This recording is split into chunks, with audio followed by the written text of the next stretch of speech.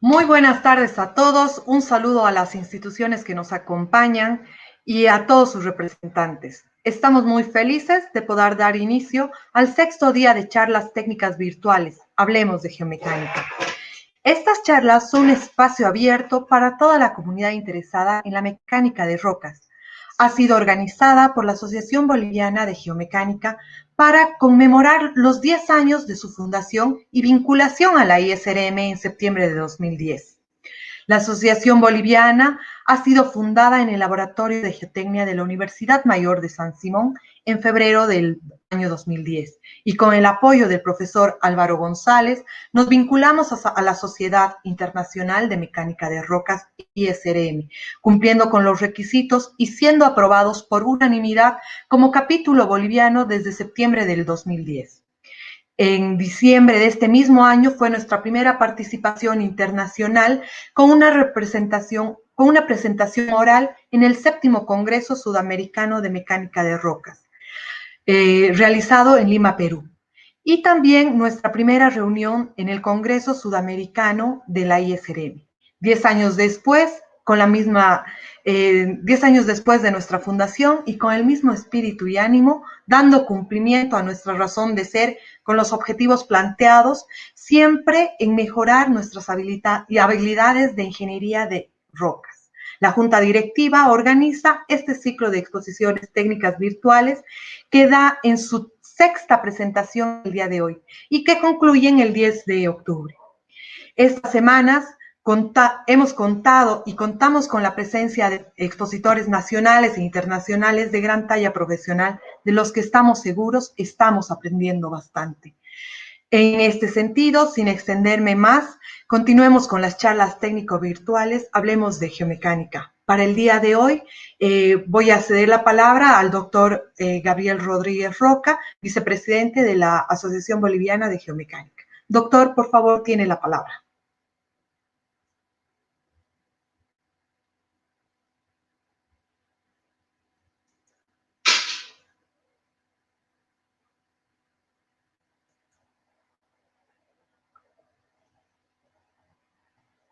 Doctor, su micrófono está apagado. Si puede activarlo, por favor. Uy. Ahora sí. Muchas gracias, doctor. Ok, saludos a todos. Cordial saludo a todos los que nos visitan esta vez, están con nosotros, siguiendo con la serie de conferencias por el 10º aniversario de la Asociación Boliviana de Geomecánica. Me voy a permitir presentarles al expositor de esta tarde, de esta noche, don Mauricio Prudencio Salcedo. Él es boliviano, nace el año 1973 acá en Bolivia, en La Paz, si no me equivoco es paceño. Él hace su ingeniería civil en la Escuela Militar de Ingeniería, graduándose el año 1999, y después de trabajar en Bolivia en varias empresas, decide continuar sus investigaciones de doctorado en la Pontificia Universidad Católica de Chile, en Santiago, donde se doctora el año 2009. Él continúa trabajando en la universidad allá, ha sido profesor, asistente, ha dado clases en la Universidad Pontificia y finalmente, y también con varias empresas, sobre todo con la mundialmente conocida consultora SRK, especialista en mecánica de rocas y minería subterránea, sobre todo en minería en general, también superficial. Y él se incorpora a la Universidad Católica Boliviana San Pablo a través del 2014, siendo profesor a tiempo completo en esta universidad. Y aparte de haber trabajado en muchos proyectos también en Bolivia, colaborando en la realización y redacción de estudios de geotécnicos para varios proyectos importantes en el país. Actualmente tiene como foco principal de actividad la investigación en la universidad. Aparte de dar clases, él da clases en 3 materias. Es un trabajo arduo que tiene, da fundaciones, geotécnica, mecánica de suelos y resistencia de materiales. Pero él se dedica también a investigar y está investigando y trabajando, desarrollando métodos de instrumentación en la geotecnia y el análisis probabilístico de formación de cuñas en taludes en carreteras. Además de seguir adelante con la modelación numérica 3D, tridimensional, para túneles, para taludes, para pilotes, para fundaciones, etcétera, etcétera. Bien, o sea, que está activo en la parte de la aplicación de la ciencia como profesional, está activo en la parte de la docencia, enseñando, transmitiendo conocimientos y experiencia a la juventud, y está también trabajando intensamente en la parte de la investigación, lo cual de verdad nos complace mucho, y sobre todo el hecho que haya aceptado ser parte de este ciclo de conferencias. Bueno, sin más, él nos va a hablar sobre sus últimas investigaciones, sin duda, que ha trabajado sobre la modelación numérica y teórica experimental de discontinuidades, ¿no? Discontinuas, más o menos el título, es un tema muy difícil porque se combina la parte de discontinuidades con el roca intacta, etcétera, etcétera. Bueno, con esta introducción yo voy a dejar la palabra al profesor, al doctor Prudencio, para que empiece su charla. Muy bien, muchísimas gracias, don Gabriel, por la presentación. Muy lindas sus palabras, la verdad, para presentarme. Primero que todo, quiero felicitar a la Asociación Boliviana de Geomecánica en este su 10º aniversario, felicitarlos por todo el trabajo que han ido desarrollando y por la posición que están logrando a nivel nacional e internacional en el desarrollo del conocimiento, en el apoyo a los profesionales, en el apoyo de la geomecánica. Sin más que agregar, voy a dar inicio a mi presentación, que tiene por nombre Evaluación teórico-experimental numérica de sistemas de fracturas no persistentes.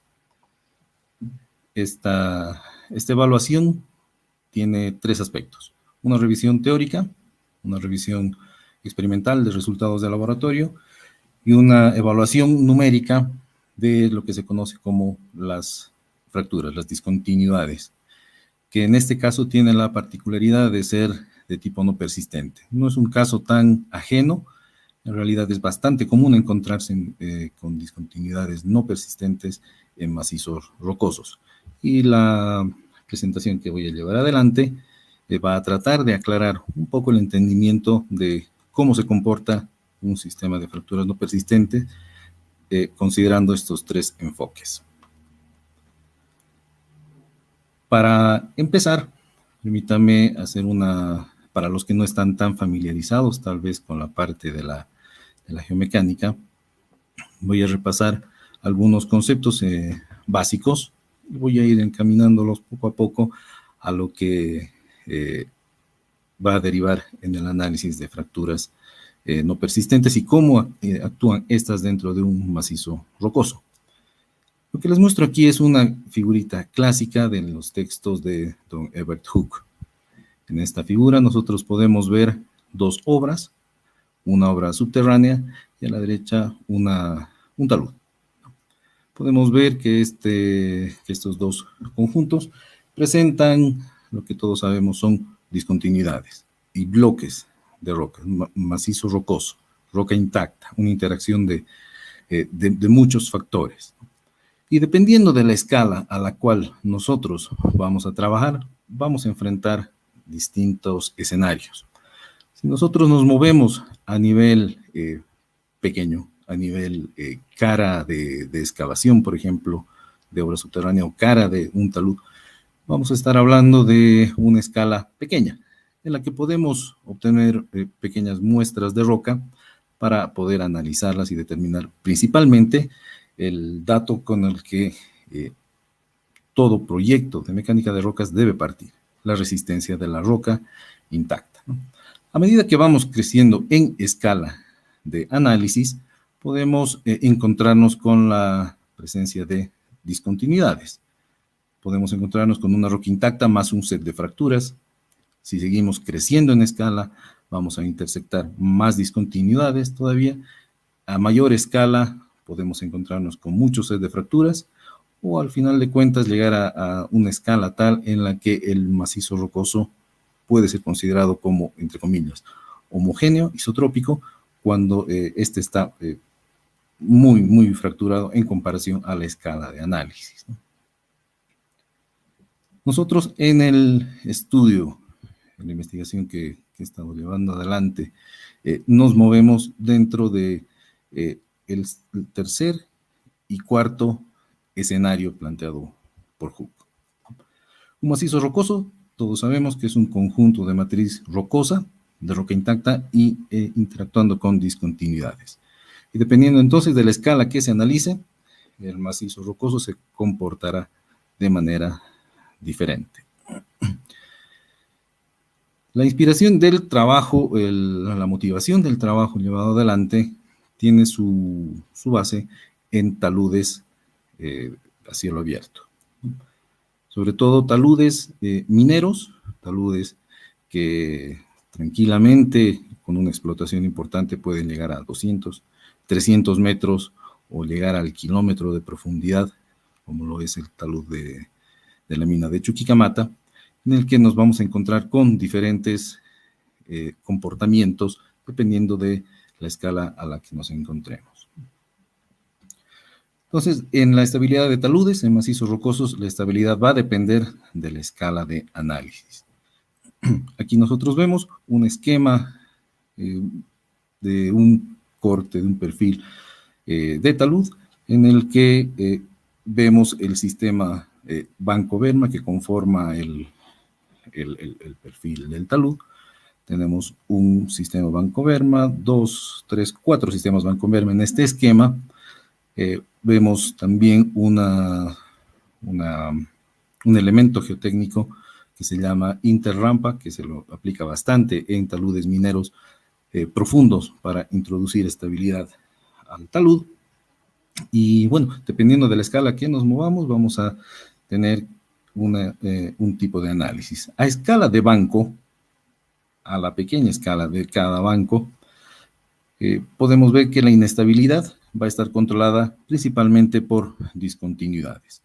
Ese es el punto 1 que les destaco aquí en el esquema. A escala banco, el aspecto que va a controlar la estabilidad del talud a escala banco son las discontinuidades. Cuando incrementamos la escala de análisis, hablamos ya de analizar la respuesta de paquetes de banco, como por ejemplo los indicados en el punto 2, analizamos paquetes de Banco-Berma, podemos encontrarnos con una cierta interacción de deslizamiento a través de discontinuidades preexistentes y corte a través del macizo rocoso. Eso podemos observar en una escala a nivel interrampa o un paquete de bancos, o podemos hablar de dos paquetes de bancos donde el plano de potencial de falla va a estar comprendido por una interacción entre macizo rocoso y discontinuidades. Y estas discontinuidades pueden ser, de acuerdo a la geología del sector, pueden ser distinguidas en tres áreas. Las mayores, aquellas discontinuidades que son muy largas, muy grandes, las intermedias y las menores, ¿no? Las menores pueden ser del orden de 5 metros, intermedias, si mal no recuerdo, tengo por ahí una referencia de unos 20 metros, mayores algo de 50 metros. Son discontinuidades que existen en el macizo rocoso y que van a interactuar con la roca intacta, con las estructuras, con el macizo rocoso para controlar la estabilidad. Nosotros en el trabajo nos vamos a mover en la respuesta a nivel paquetes de banco. Vamos a analizar cómo se comportaría dos paquetes de banco o cómo se comportaría un talud en la totalidad de su altura. A nivel entonces paquetes de banco o a la altura total del talud, podemos decir que las condiciones de estabilidad van a tener una componente importante de anisotropía. La determinación del grado de estabilidad de paquetes de banco o de talud global estará condicionada por la orientación de estas discontinuidades y de las características propias de estas discontinuidades, como ser la persistencia, el espaciamiento, o sea, la separación entre distintas fracturas de un mismo sistema, el relleno, la rugosidad, la ondulación y la alteración o intemperización de estas.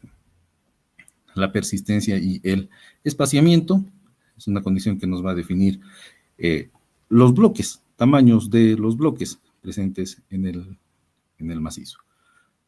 Los otros aspectos, relleno, rugosidad, ondulación, alteración, son los que van a controlar la resistencia al corte entre las discontinuidades.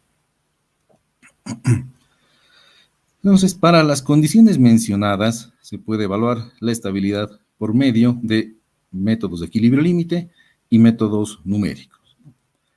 Para el caso de que usemos un método de equilibrio límite, va a ser necesario definir lo que se conoce como función de anisotropía.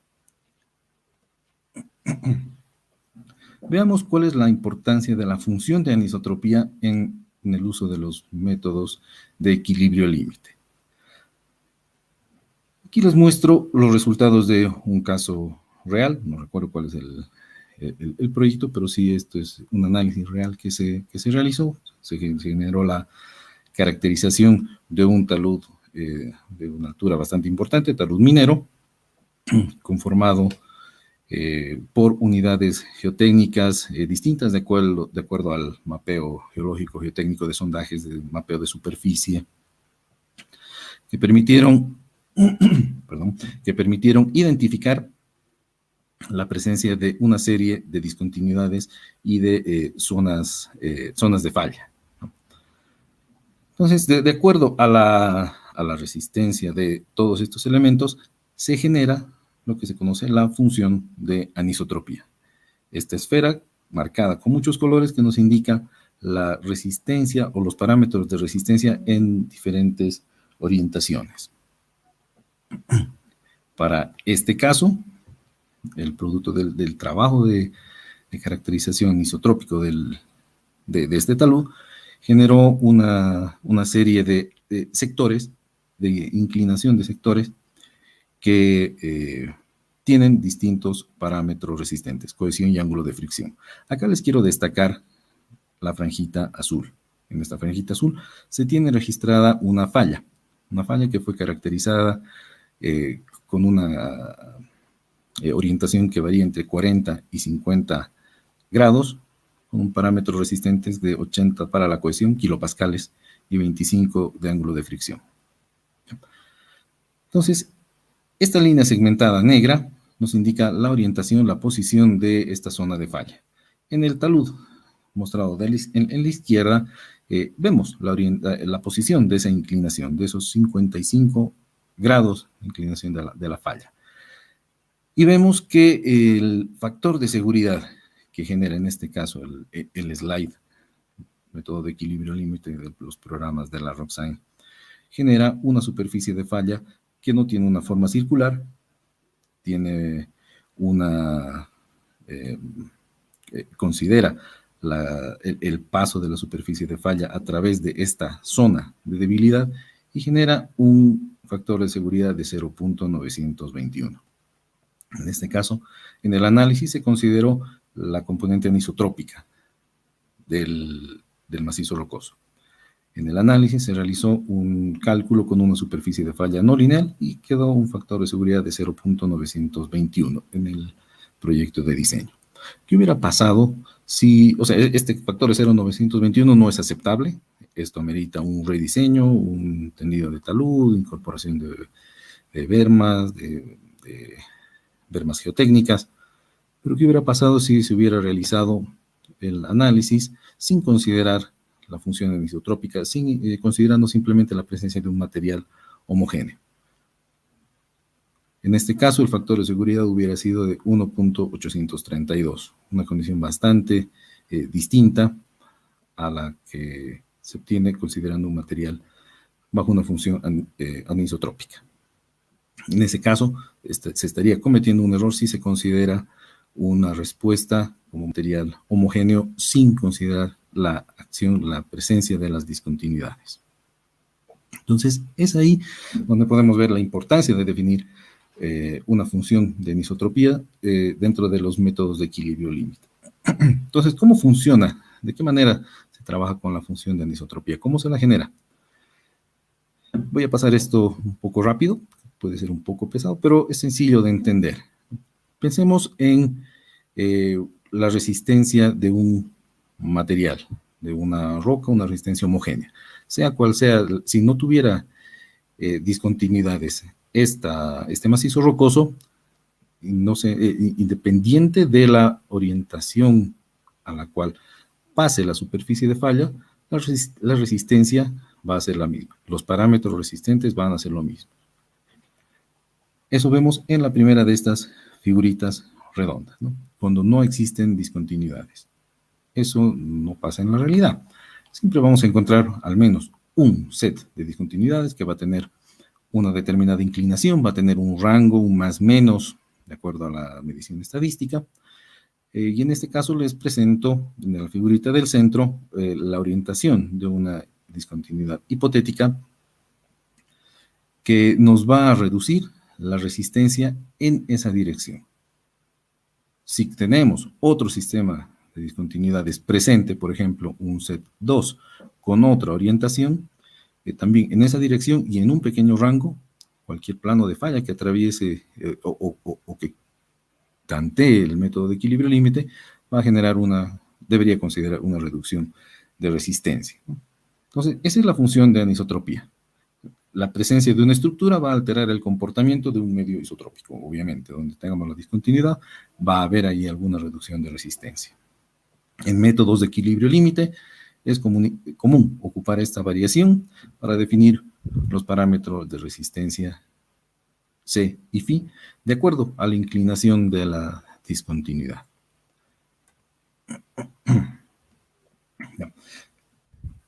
En este caso les presento un ejemplo de cómo vamos a ir armando de a poco la función de anisotropía y cómo vamos a derivar en la determinación de las fracturas no persistentes. ¿Dónde entra? Ya lo vamos a ver.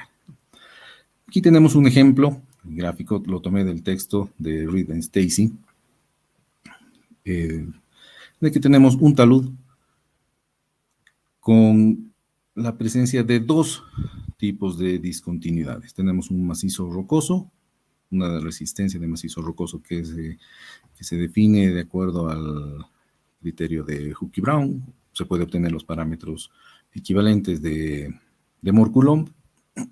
Tenemos la resistencia de un macizo rocoso.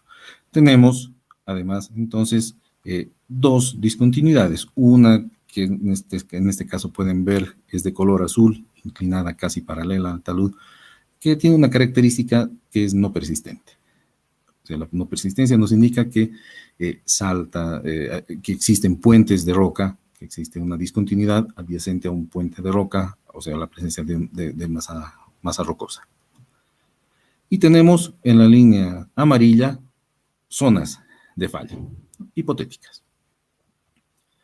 Entonces, de acuerdo a la inclinación de las discontinuidades azules, nuestra función de anisotropía va a presentar una reducción de la resistencia del macizo rocoso. El diámetro más grande, el perímetro más grande corresponde a la resistencia del macizo rocoso, va a tener una determinada reducción. En las líneas amarillas van a tener otra determinada reducción. Aquí vemos unas franjitas amarillas que pueden ser consideradas también como zonas de transición en la que la resistencia va a variar desde la más baja, que coincide con la orientación de la discontinuidad, a la resistencia del macizo rocoso. Bueno, espero haber sido claro sobre la forma en la que se van a presentar, se va a desarrollar la función de anisotropía. Empecemos a ver las líneas de color azul, ¿ok? Veamos que existe una dificultad en definir la resistencia direccional para el caso de las discontinuidades no persistentes. Para el caso de la falla es más sencillo definir una resistencia, ¿no? Porque esta resistencia es continua a lo largo de todo ese plano. Pero en el caso de estas discontinuidades no persistentes, ¿qué hacemos? ¿Cómo definimos la resistencia? La reducción de la resistencia en esa dirección.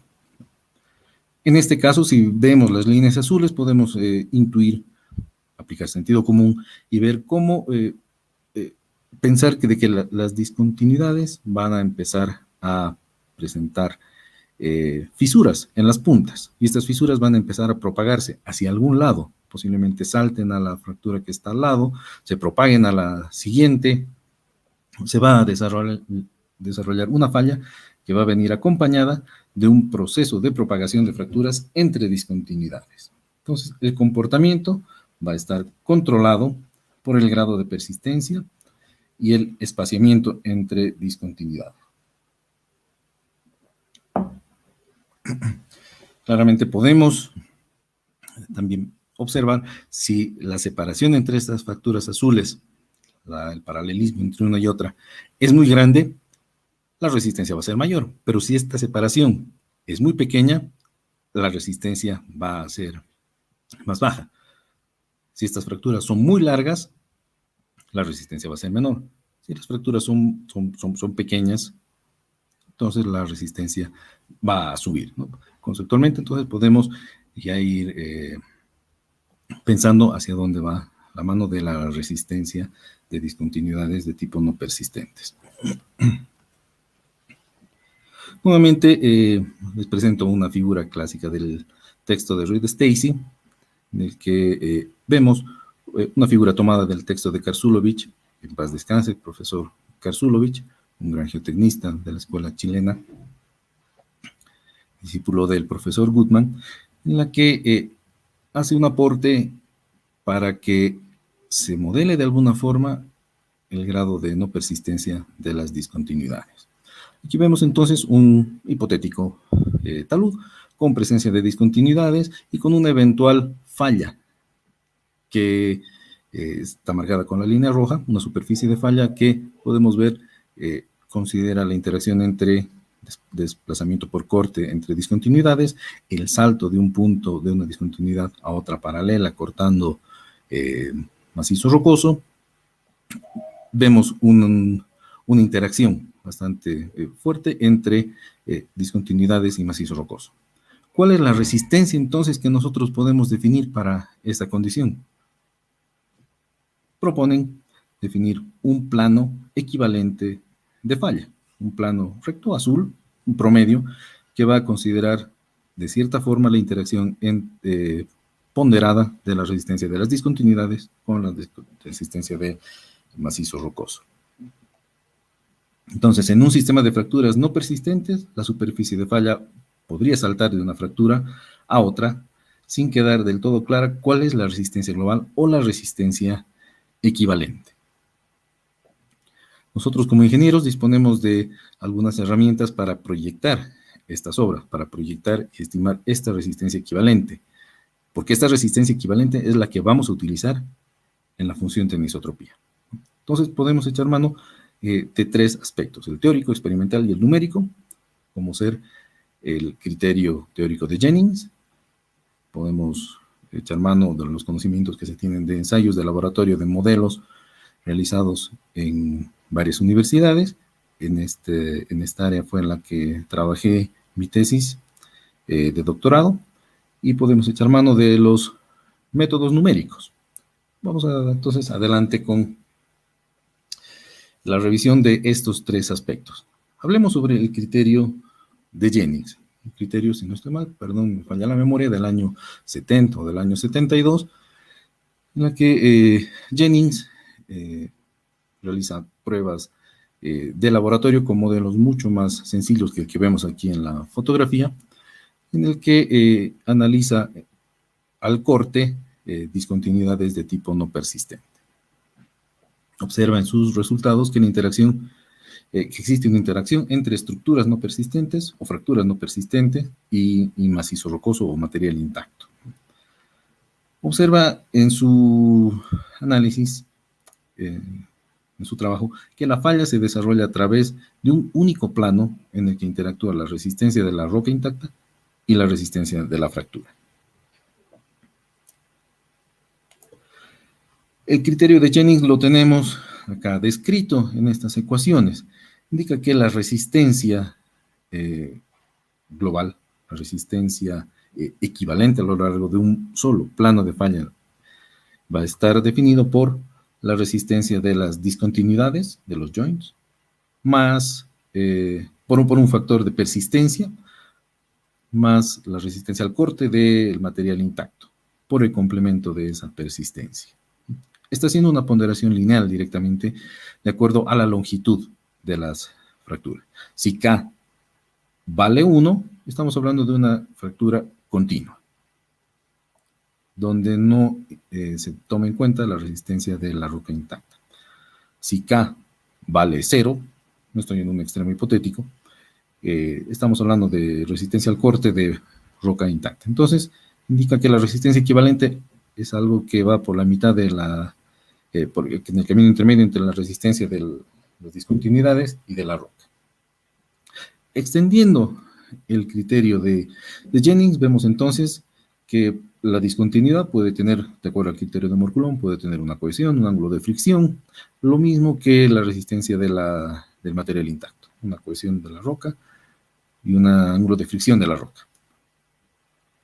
Podemos reordenar los términos y llegar a la tercera ecuación, en la que tenemos una resistencia al corte equivalente, una equivalente que considera una cohesión equivalente, además de un ángulo de fricción equivalente, donde la cohesión equivalente y el ángulo de fricción equivalente están indicados en estas dos expresiones y son fáciles de deducir. La foto que les muestro aquí a la derecha es uno de los modelos físicos que trabajé en la investigación durante mi estadía de doctorado. En este trabajo se modeló, lo voy a mostrar un poquito más adelante, con más de detalle, lo voy a pasar rápidamente. Se construyeron pequeños bloques de 15 por 30 centímetros y 5 centímetros de espesor de un mortero blando con discontinuidades conseguidas mediante la inserción de láminas metálicas delgaditas durante el proceso de fraguado. Al día siguiente del vaciado de las muestras se retiraron las láminas y quedaba un bloque con discontinuidades preestablecidas. Luego estas muestras fueron ensayadas biaxialmente y lo que vemos aquí es el modo de falla que desarrolló uno de estos modelos, donde vemos la interacción entre corte de discontinuidades y corte de roca intacta o mi mortero intacto. Una opinión sobre este criterio de Jennings. Entonces, ya va la primera acá. Este es un criterio altamente simplificado. Vemos que su planteamiento es bastante básico y utilizarlo para determinar la resistencia de un macizo rocoso tiene que ser con mucho cuidado. Tenemos que aplicarlo con bastante cuidado.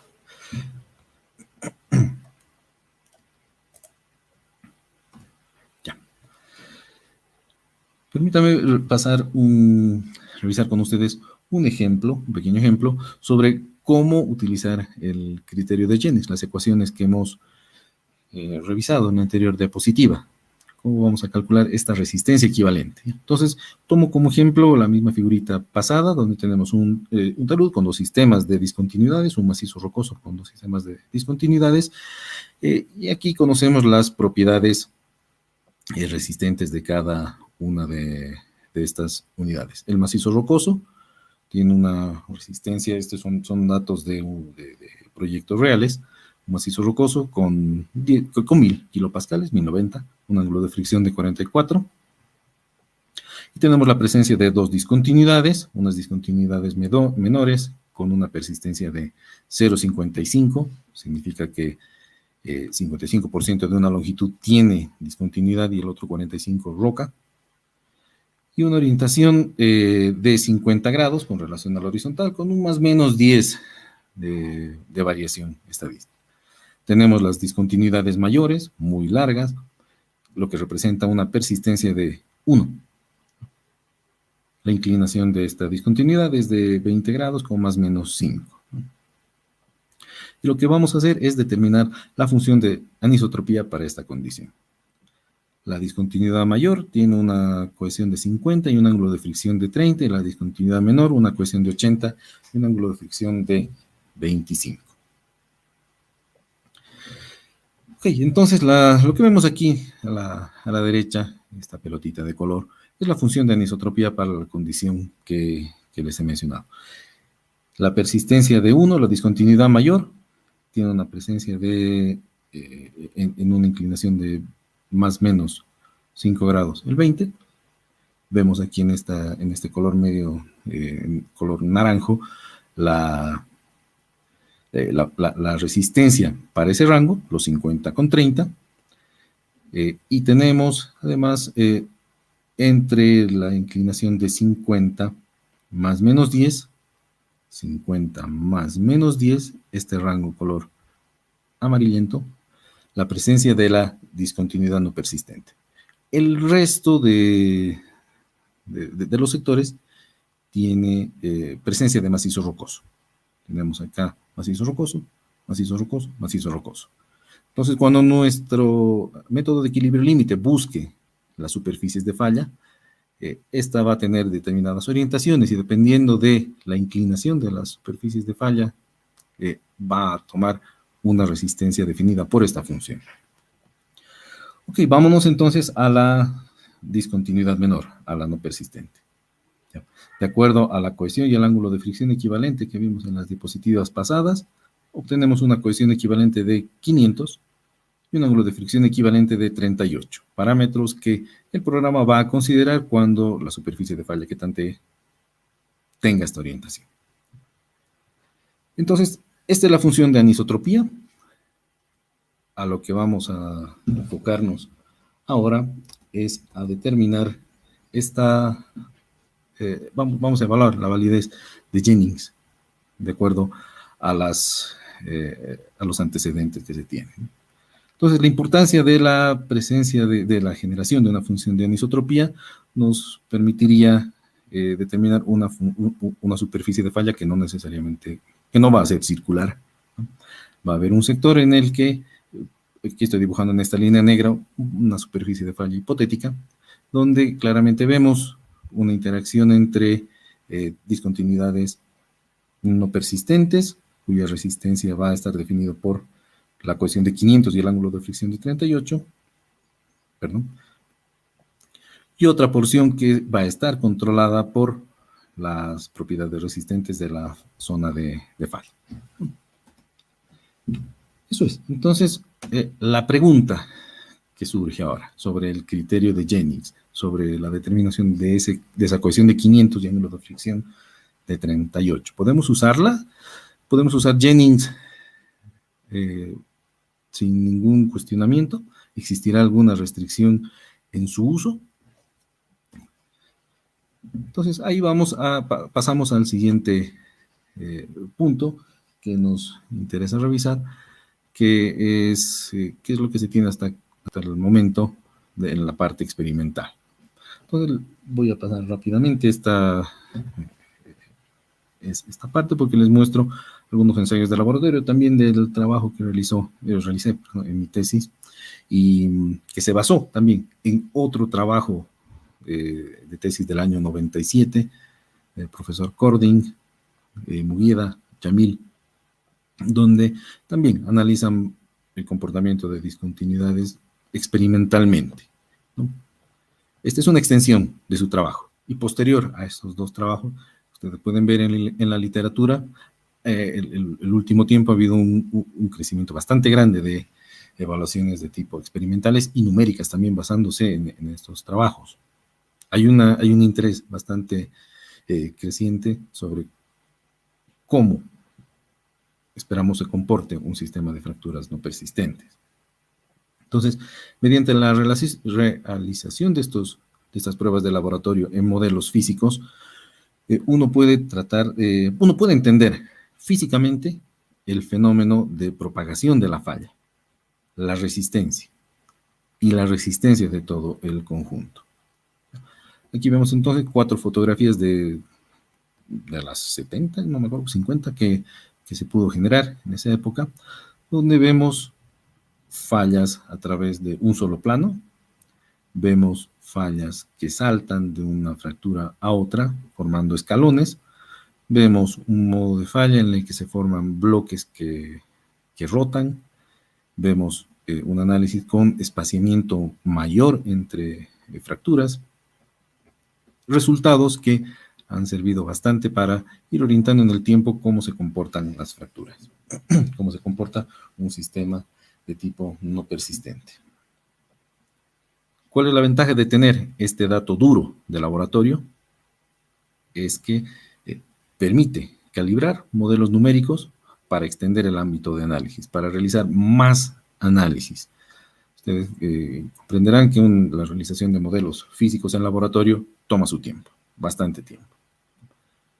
Lo ideal sería poder aplicar métodos numéricos de manera confiable en la elaboración, en el análisis, en el estudio de cómo se comporta una fractura no persistente, para poder generar una función de anisotropía. Esto da paso aquí les quería explicar, antes de la siguiente, el alcance del trabajo que se hizo, cómo se lo manejó. Se generaron una serie de modelos con diferentes configuraciones de discontinuidades. No voy a revisar cada uno de estos casos, solo les voy a presentar los resultados de una de estas series, la serie 9. Aquí tenemos indicadas las características de esta serie, pero esa es esta. El esquema, la figura es esta. Y vemos los resultados obtenidos. Vemos en el espacio sigma 1, sigma 3, normalizando los resultados con relación a la compresión del mortero en este caso. Vemos el criterio de Jennings, que nos dice el criterio de Jennings. Vemos la resistencia, considerando el piso, en el caso de que tengamos una sola discontinuidad persistente, K igual a 1. Y vemos los resultados experimentales. Aquí estamos viendo que Jennings, hasta cierto valor de confinamiento, sobreestima la resistencia que se obtuvo con el modelo experimental, ¿no? ¿Qué cosas interesantes entonces se pudieron obtener de estos análisis, de estos ensayos de laboratorio? Los voy a mencionar porque los vamos a comparar más adelante con la modelación numérica. Los resultados experimentales demuestran que la resistencia teórica planteada por el criterio de Jennings, yo les mostré en la anterior diapositiva solamente un ejemplo, una serie, hay 9, creo que hay más. Jennings puede sobreestimar o subestimar la resistencia que se obtuvieron con los modelos físicos, ¿no? Hemos visto, se llegó a la conclusión también de que obviamente la resistencia va a depender del modo de falla que se desarrolla, y además el modo de falla también va de la mano del grado de confinamiento. Esas son las grandes conclusiones a las que se llegó. Vamos a ver si es que numéricamente se puede validar todo eso. Actualmente, entonces, no se cuenta con un procedimiento estandarizado y del todo validado para estimar la resistencia equivalente que nosotros vamos a ocupar en nuestra función de anisotropía. Pasamos al punto de la modelación con los métodos numéricos. Permítanme leerles directamente: para encarar problemas geotécnicos más complejos con teorías o criterios de falla aún en desarrollo, como lo es el criterio de Jennings, los elementos finitos surgen como una alternativa interesante de análisis que, de todos modos, para su uso confiable debe pasar por un proceso de calibración previa. En ese sentido, la evaluación del comportamiento de sistemas de fracturas no persistente mediante métodos numéricos presentados a continuación tuvo como base la modelación de los ensayos de laboratorio y su ajuste tanto en la resistencia como en el modo de falla. Usamos estos resultados de laboratorio para calibrar los modelos numéricos. Paralelamente, como les comenté, en el tiempo se fueron desarrollando muchos otros trabajos en esta misma línea, y también echamos mano de resultados de modelaciones numéricas similares encontrados en la literatura especializada, en la que se modelaron los mismos ensayos de laboratorio, como es el caso del trabajo de Vergara, Bansignan y Lorig del año 2015. Ok, la modelación actual, entonces, el trabajo que estamos llevando adelante en la Universidad Católica, en este sentido, es el siguiente, ¿no?, que les muestro acá. Hemos generado en el programa ERS2 los modelos, primero con el objeto de calibrarlos. Hemos usado mallas bastante finas con la geometría de disposición de las discontinuidades. Ven que las dimensiones de los modelos son de 15 por 30 centímetros. La malla que se usó es bastante fina, 25.000 elementos. Las discontinuidades fueron discretizadas en porciones de 1 milímetro y se utilizaron elementos tipo triangulares de 6 nodos. A la derecha vemos los parámetros que se utilizaron en la modelación. Se utilizó un material de acuerdo a los resultados de laboratorio que se obtuvieron de estos morteros, al igual que de las discontinuidades. Los resultados no los voy a comentar, perdón, los parámetros no los voy a comentar, salvo el de la cohesión residual y la rigidez normal de las discontinuidades. Estos dos parámetros fueron los que se tuvieron que calibrar, ajustar, para que los resultados numéricos se ajusten lo mejor posible a los resultados de laboratorio y a los resultados de la modelación numérica que les mencioné de Vergara, Vansillan y Lorik. Aquí les muestro un ejemplo de esta etapa de calibración. Nuevamente tomo como ejemplo la serie 9. Los puntitos amarillos son los resultados de laboratorio, azul la modelación numérica que también se utilizó para referencia, y los puntos rojos con la línea segmentada, la tendencia de los resultados de laboratorio obtenidos por el método de los elementos finitos usando el ERS2. Porque acá vemos un ajuste bastante interesante. Hasta cierto nivel de confinamiento puede haber un ajuste bueno entre los resultados numéricos, los resultados de laboratorio, pero aquí tenemos que tener en cuenta además que los resultados de laboratorio cumplen con una condición de estado de esfuerzos planos. No hay un confinamiento frente a la cara de la muestra que se realizó, que se analizó. Solo se tiene esfuerzos en el eje vertical, esfuerzos en el eje horizontal, pero no perpendicularmente. Y eso afecta, obviamente, los resultados. La modelación numérica está desarrollada, el método ERS2 está desarrollado con un estado de deformaciones plano, entonces es de esperar dispersión de resultados, ¿no? Un aspecto que también vale la pena mencionar, la modelación numérica realizada por Vergara y colaboradores, en esa modelación se utilizó el UDEC. Se calibró entonces la resistencia y se calibraron también los modos de falla. Aquí les muestro los resultados que se obtuvieron con el ERS2.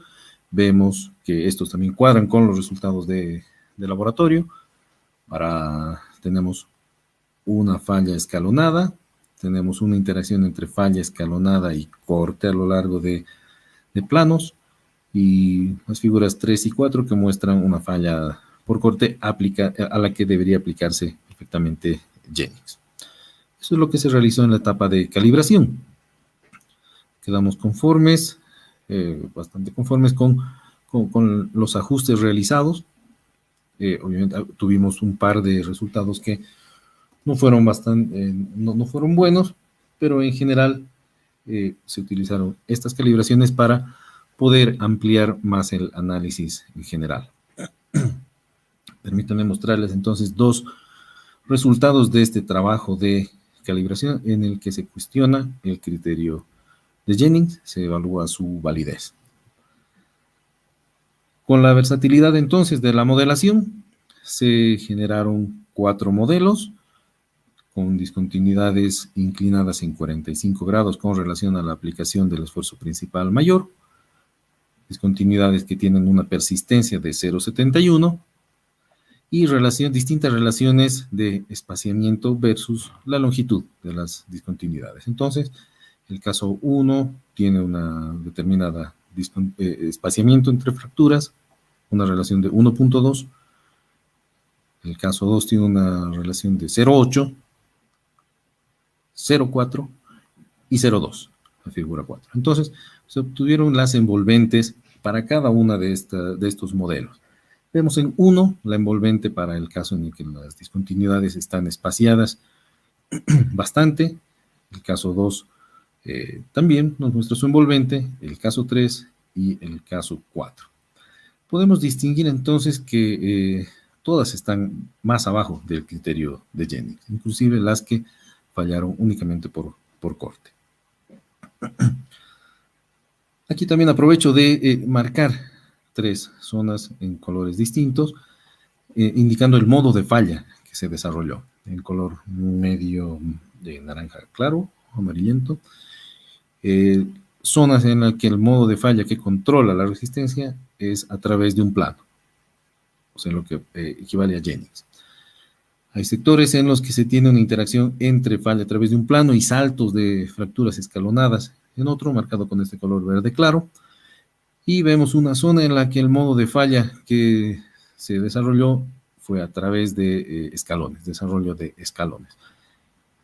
Esa es la información que podemos obtener entonces de este gráfico, y aquí ya podemos empezar a ver qué es lo que trata de decirnos el modelamiento que se hizo.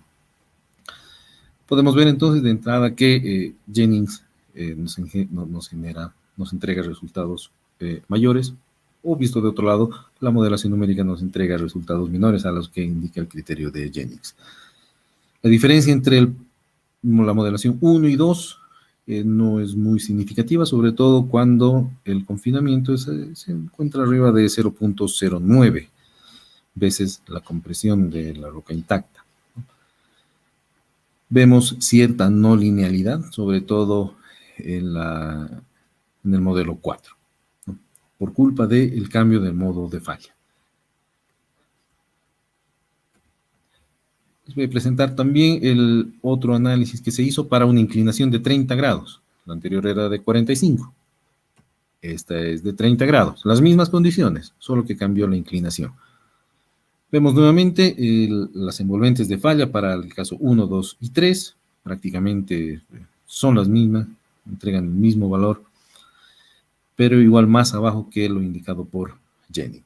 Salvo el caso 4, en el que vemos una no linealidad hasta un valor aproximado a 0,07, donde pasamos de un modo de falla escalonado a falla a través de un plano.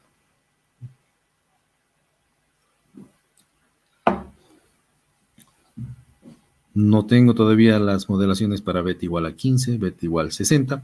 Es parte del trabajo que aún nos falta realizar para cerrar este círculo. Pero lo que estamos haciendo es evaluar hasta el momento la validez del criterio de Jennings.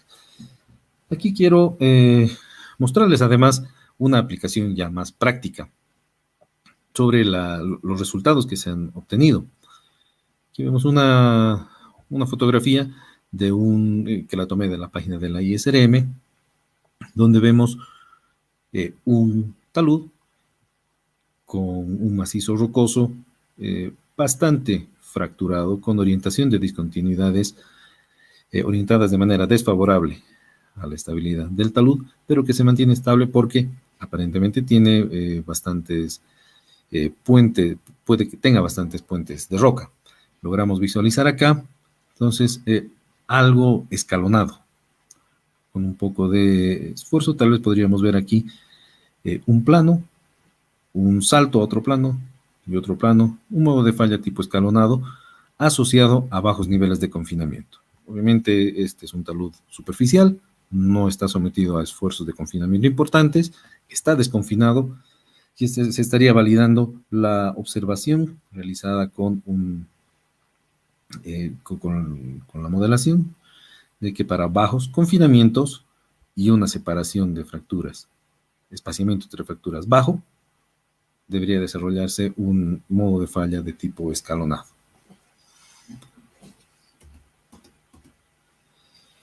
Sobre todo lo que hemos visto, ya estamos llegando al final de la exposición, perdón si ha sido un poco pesado, traté de hacerla bastante didáctica.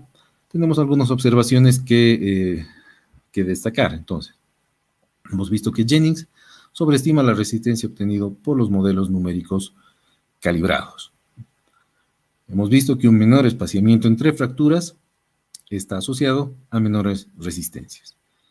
También estamos viendo de que modelos con relaciones D sobre LJ del orden de 0,2 fallan de manera escalonada ante bajos confinamientos.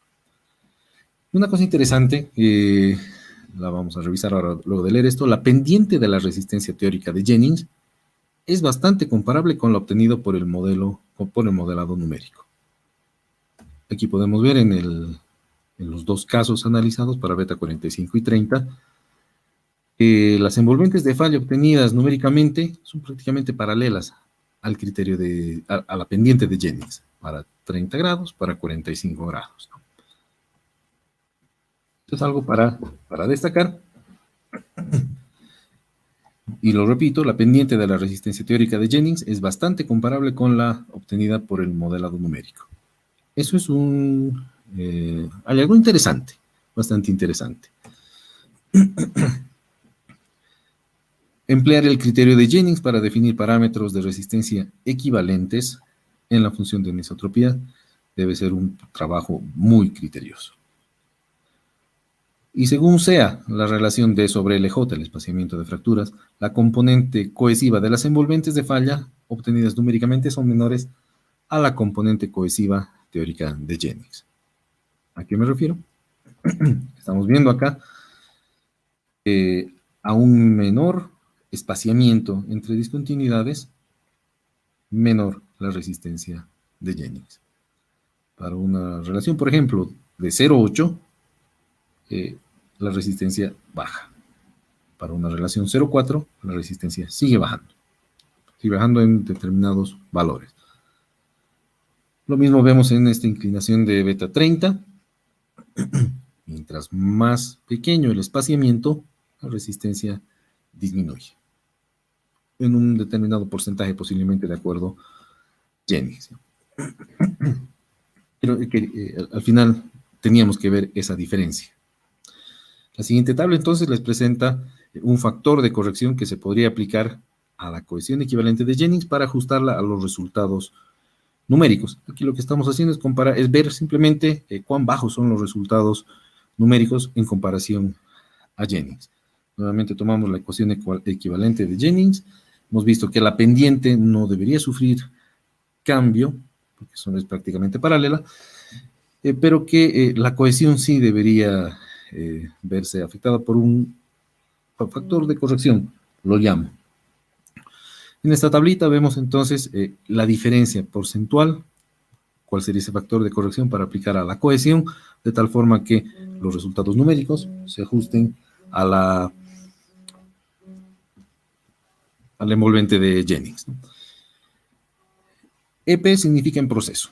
Son resultados que están en proceso para poder tener un universo ya mayor de datos y opinar, pero vemos que para beta 45 el factor de corrección debería ser de 0,8, 0,7, 0,6, 0,5, dependiendo del espaciamiento relativo. Y lo mismo para el ángulo de 30 grados. Ojo, les destaco, beta no es la inclinación de los planos de falla, no es el dip, es la inclinación entre la aplicación de sigma 1 y la inclinación de la discontinuidad.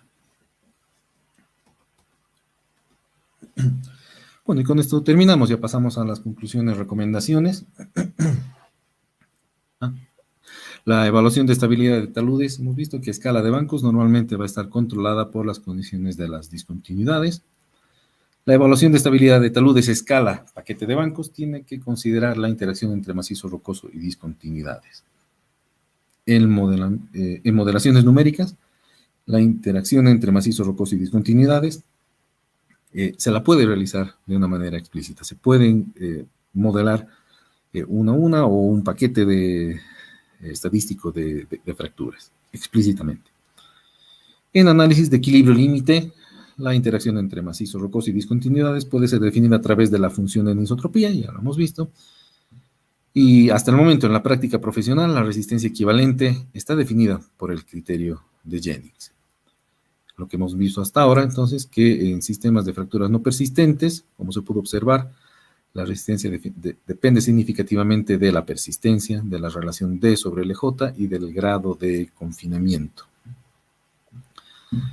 Y para definir la resistencia anisotrópica, hemos visto también que el ángulo de fricción equivalente definido por Jennings puede ser considerado como el adecuado, pero no así la cohesión equivalente.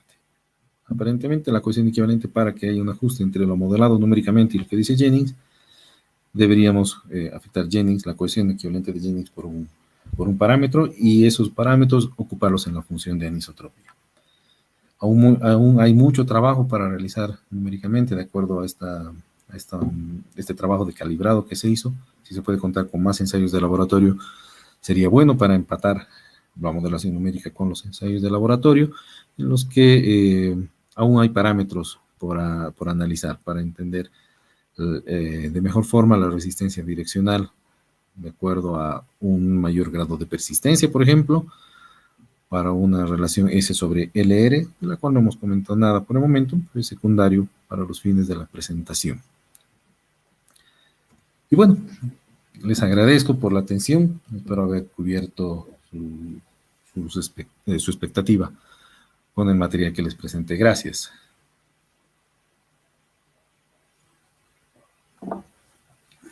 Ingeniero, muchas gracias. La presentación ha sido muy interesante e ilustrativa.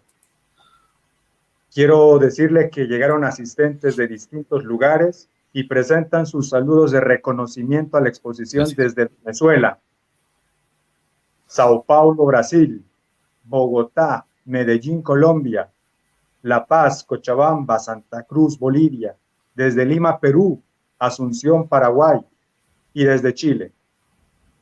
Muchas gracias. Voy a pasar a dar lectura a las preguntas que nos dejaron en el chat. Usted sí que encendió las redes, estamos muy contentos. La primera pregunta dice, ¿cuál es su opinión con respecto al parámetro RQD, siendo su interpretación acorde a su orientación muy ambigua? Sí, evidentemente tiene toda la razón. El RQD tiene para utilizar el RQD, tenemos que tener presente algunas limitaciones de la realización de sondajes orientados. El RQD va a depender obviamente de la orientación. No es lo mismo que hagamos un sondaje vertical y leamos el RQD que uno inclinado, ¿no? Tenemos que ser muy juiciosos en ese sentido. Tiene sus limitaciones, tenemos que conocerlas y con esa información movernos, ¿no? Lo bueno es que es un dato muy sencillo de obtener, pero que tiene sus limitaciones y ya nos empieza a dar muchas luces sobre la calidad de un macizo rocoso, ¿no? Siempre tenemos que ser en la geomecánica, en la mecánica de suelos, en la geotecnia en general, muy criteriosos con la información que vamos a obtener. Tenemos que conocer los alcances, las limitaciones, la validez de todos los procedimientos que se llevan adelante, como hacer la lectura del RQD. Muchas gracias, ingeniero. La siguiente pregunta. ¿Qué opinión le merece que a partir del GSI, un valor cualitativo, se hayan realizado ajustes matemáticos para obtener los parámetros de resistencia para el criterio de Hook y Brown? Suponiendo que tenemos un GSI de 40, puede estar en la zona fracturada y en la zona masiva, según el grado de alteración de su discontinuidad. Ya. A ver, el uso del GSI también tiene que ser muy cuidadoso, ¿no? El uso del GSI para determinar todo tipo de parámetros, como ser el módulo de elasticidad, como ser el parámetro MB, todos los otros parámetros que define Hook, que recomienda Hook, tiene que ser muy criterioso. Entiendo que para obtenerlos se tuvo que revisar una gran cantidad de información, realizar ajustes de acuerdo a muchos proyectos en los que se obtenía una información muy enriquecedora y es la herramienta más confiable que tenemos hasta el momento para poder caracterizar geomecánicamente un macizo rocoso. Pero no tenemos que quedarnos ahí. También tenemos el RMR, también tenemos el Q de Barton, dependiendo de la obra que se realice. Es información que tenemos que cruzar, que tenemos que empatar, revisar, contrastar una con otra, porque no podemos cerrarnos únicamente en un solo tipo de análisis. Siempre es sano revisar otros criterios que han sido planteados en el tiempo, ¿no? Siempre tenemos que ser muy juiciosos al momento de determinar los parámetros resistentes y nuevamente saber cuáles son sus alcances y sus limitaciones de uso. Muchas gracias, ingeniero. La siguiente pregunta dice, ¿qué recomendaciones daría para la modelación razonable en mecánica de rocas, conociendo las limitaciones de exploración y ensayos de laboratorio en Latinoamérica? A ver, ¿qué limitaciones? ¿Me la puedes repetir, por favor?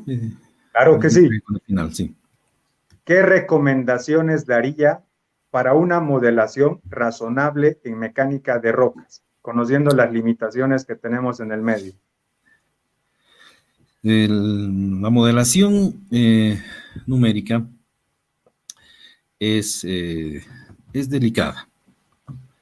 Se tiene que tener un conocimiento, lastimosamente, se tiene que tener conocimiento acabado de las condiciones geológicas. Sabemos que en Latinoamérica, no sé si toda Latinoamérica, pero por lo menos puedo hablar de Bolivia. Aquí tenemos una restricción bastante grande para obtener como geotécnicos toda la información que quisiéramos.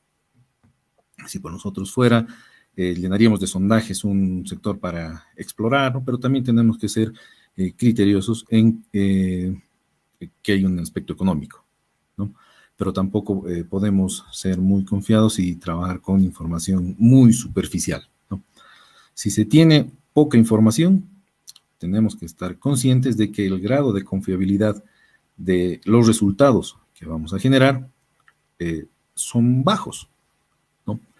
Entonces, dependiendo de del nivel del proyecto, si es un proyecto de diseño final, ya tenemos que mejorar el conocimiento del macizo rocoso, el conocimiento del medio geotécnico, ¿no? Les pongo como ejemplo la exploración geotécnica que se hace en minería. Ahí tuve la suerte de poder trabajar con información que viene de proyectos mineros desarrollados en Chile, en el que dependiendo del nivel de proyecto se tiene más información generada. A medida que se está por iniciar la exploración, la explotación del yacimiento minero, el nivel de conocimiento tiene que ser bastante alto, bastante alto, ¿no? Porque se van a generar taludes 300 metros, 400, 500, y lo que no queremos es que se nos venga abajo un talud de esa magnitud, porque se para la producción, ¿no? Entonces, dependiendo del nivel de proyecto y de la inversión y de las obras que están involucradas alrededor de este proyecto, tiene que ir de la mano una inversión en el conocimiento geotécnico de los materiales. Muchas gracias, ingeniero. La siguiente pregunta dice, ¿cómo cree que la inteligencia artificial aportaría a su investigación? Esa es una buena pregunta. Y mira, te soy franco, no sabría cómo encaminarla considerando la inteligencia artificial. Es algo que me voy a anotar para darle una vueltita, porque puede ser que tenga algo interesante, ¿no? No es algo que no lo consideré hasta el momento, pero discúlpeme, esa parte no sabría cómo responderla. No me he manejado con el tema de inteligencia. Tranquilo, ingeniero. Aquí siempre salen buenas preguntas. Sí, he estado en las otras sesiones y yo transpiraba en lugar del expositor. Acaba la siguiente. Dice, ¿cómo seleccionó la resistencia de la roca intacta? ¿Qué número de ensayos utilizó para su selección? ¿Utiliza funciones de probabilidad? Para el trabajo que se hizo en el laboratorio, no profundizamos en el tema de la variabilidad de los resultados. No se hizo un análisis estadístico porque nuestro proyecto, nuestro objetivo, seguía otra línea. Sí se hizo una serie de...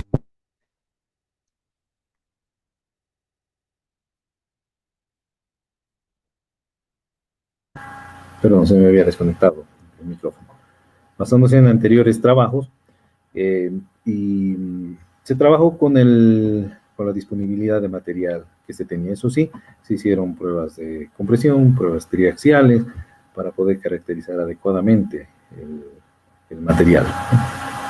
No indicamos en un análisis estadístico sobre la resistencia, hablando de los trabajos de laboratorio. Gracias, ingeniero. La siguiente pregunta dice, ¿cuál es la importancia de utilizar modelos tridimensionales? ¿Qué opinas del 3D? ¿Cómo incluir el modelado de puentes de roca en modelos como 3D? Ya. A ver, los modelos tridimensionales son muy buena herramienta para entender globalmente el comportamiento en la geotecnia. A mi modo de ver, toda obra geotecnia en realidad responde bajo un estado tridimensional de esfuerzos, pero nosotros aceptamos algunas simplificaciones para poder entender y modelar más fácilmente, basándonos, por ejemplo, en el estado de deformaciones plano. Sabemos cuál es el alcance, la limitación de un estado de deformaciones plano y seguimos con el análisis, dándonos buenos resultados. Una modelación de túnel, por ejemplo, claramente responde bajo un estado tridimensional de esfuerzos. Pero nosotros aceptamos algunas simplificaciones para hacer algunos juegos y poder modelar con modelos bidimensionales. Pues a mi modo de ver, toda obra geotécnica debería ser modelada tridimensionalmente, pero sé que eso es medio utópico porque un modelado tridimensional es bastante costoso y sí sería justificable cuando se tiene un conocimiento bastante acabado de las condiciones geotécnicas del suelo, del macizo rocoso, ¿no? No vale la pena realizar un modelado tridimensional de un túnel si es que desconocemos y hay un alto grado de incertidumbre de los parámetros presentes en el macizo rocoso. Toma su tiempo un modelado tridimensional, es complejo, entonces vale la pena cuando se tiene un conocimiento acabado de las condiciones geotécnicas. Sobre el 3DEC, el Distinct Element Code de Itasca en 3 dimensiones, no lo conozco, no lo he manejado, como máximo he llegado a tener algo de roce con el UDEC. Lo que sí podría decirles es el trabajo que revisé de Vergara, que les mencioné, utiliza el UDEC en 2D para poder modelar el salto, la generación de discontinuidades de una punta a otra por las características del UDEC. No puede ser hecho de manera directa. Tuvieron que realizar, les puedo pasar a compartir el artículo, o pueden buscarlo, ¿no? Vergara, Ranciñán y Lorig. Lorig es de Itasca, en Chile. Tuvieron que generar unas rigideces equivalentes a la roca para poder modelar el salto de una discontinuidad a otra, la propagación de fracturas. Tuvieron que hacer algunos juegos con parámetros equivalentes para poder modelar. Imagino que el paso al TRIDEC debe seguir la misma línea, ¿no? Una modelación ficticia de puentes de roca. Muchas gracias, ingeniero. Esta pregunta viene de parte del profesor Álvaro González. Un saludo hasta Bogotá, Colombia. Bueno. Doctor, muy interesante su presentación. ¿Cómo compara el modelo de resultados de programas como Slide, que permite hasta 10 direcciones de resistencia? ¿Cómo comparo el modelo? ¿Cómo comparo el modelo con los resultados en los programas como Slide, que permite hasta 10 direcciones de resistencia? No me queda muy claro a qué se refiere el comparar qué modelo. ¿El modelo numérico, tal vez? Sí, el modelo numérico slide.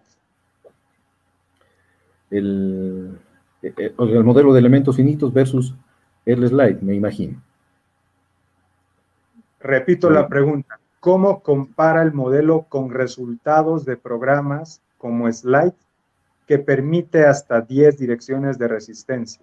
O sea, le pregunta cómo su modelo puede ser comparable con el slide que le permite 10 direcciones de resistencia. No sé si me está quedando muy clara la pregunta, si la estoy leyendo acá. En el slide no estoy seguro si deben ser 10 direcciones de resistencia, da lo mismo. La idea de ocupar en el slide la resistencia direccional es la de definir en cada dirección, puede ser en las 10 direcciones máximas que permitiría el slide, según entiendo, con resistencias de fallas, con resistencias equivalentes de interacción de fracturas discontinuas, no persistentes, de macizo rocoso. O sea, el slide es la herramienta que tenemos que usar para poder incorporar los resultados equivalentes, ¿no? Tal vez no me está quedando claro, me estoy perdiendo en algo porque el slide no es un modelo numérico, ¿no?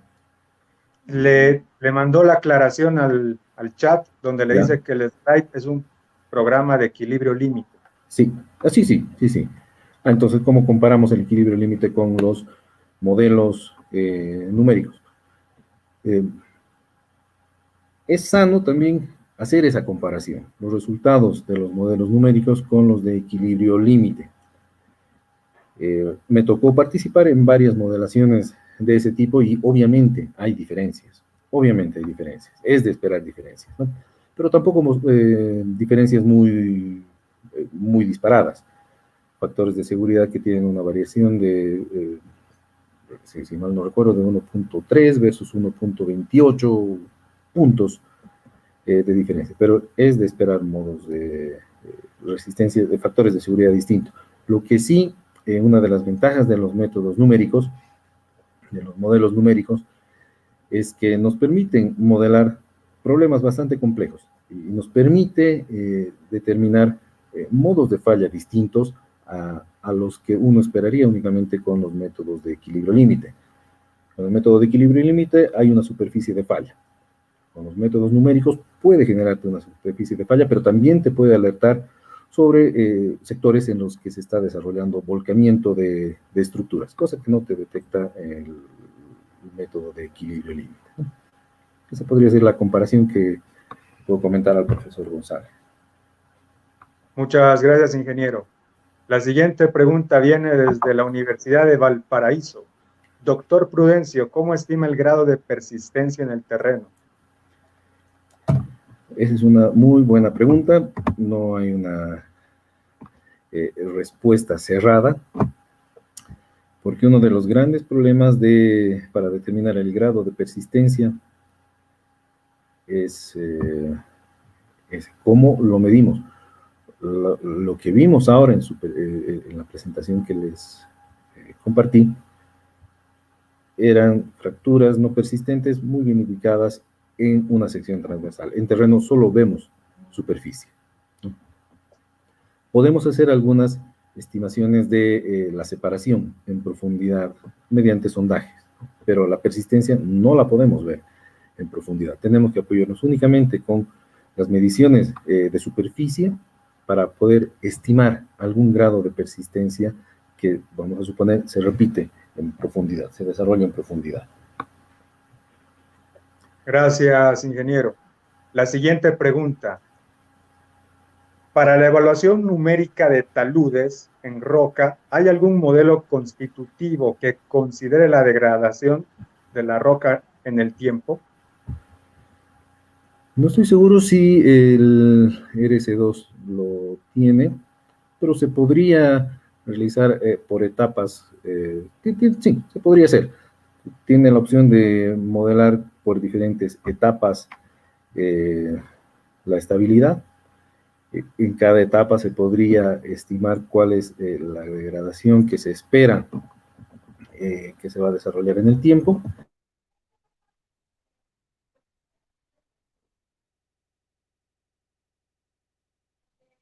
Se le cayó el audio, ingeniero.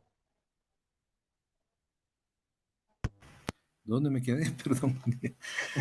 Sí, se podría hacer una modelación considerando etapas constructivas, considerando el RS2, en el que nosotros como usuarios deberíamos meter la degradación estimada en el tiempo. Sé que en el programa FEST-03 de la Universidad de Alemania, del profesor Wittke, considera el fenómeno de la variación del comportamiento de la roca en el tiempo, bajo el concepto de viscoelastoplasticidad. Se tienen las herramientas como para tratar de entender cómo responde un macizo rocoso en el tiempo. Gracias, ingeniero. Y la última pregunta. Sí. Dice, ¿a qué tipo de rocas aplica el trabajo que utilizó? ¿Pueden ser rocas metamórficas, ígneas o solo para ambientes sedimentarios? Aplicaría para todo. Claramente va a haber algunas restricciones. Me imagino, si hablamos de rocas sedimentarias, va a formarse más fácilmente planos de falla, posiblemente saltos de un plano a otro de las discontinuidades. Tal vez en rocas más blandas, no estoy muy seguro si esto vaya a funcionar, porque se necesitaría el concepto de propagación de fracturas a través de un macizo rocoso. Pero puede ser que aplique, no me he puesto a pensar en ese detalle geológico, puede ser que aplique a todos los ambientes geológicos, líneas sedimentarias, metamórficas. Muchas gracias, ingeniero. Bueno, muchísimas gracias. No sé, Ariel, ¿tienes todavía alguna pregunta para hacerle al ingeniero? No, ya agotaron las preguntas en el chat. Gracias. Ok, bueno, muchísimas gracias, querido Mauricio. Yo quedo agradecida contigo. Ese apoyo que tú nos das al BAC el año pasado en el Congreso, este año aquí con las charlas técnicas, es un gran aporte el que nos brindas, Mauricio. Muchísimas gracias, quedo agradecida. Muchas gracias, Ariel, por tu apoyo también en la parte de las preguntas. No sé si quieres hablar algo, Mauricio. Sí, simplemente agradecer la atención de las personas que se han conectado. Espero que la próxima no sea virtual. No hay como ver a las personas con las que uno interactúa, trabaja, conversa. No es lo mismo, pero estamos teniendo un alcance interesante.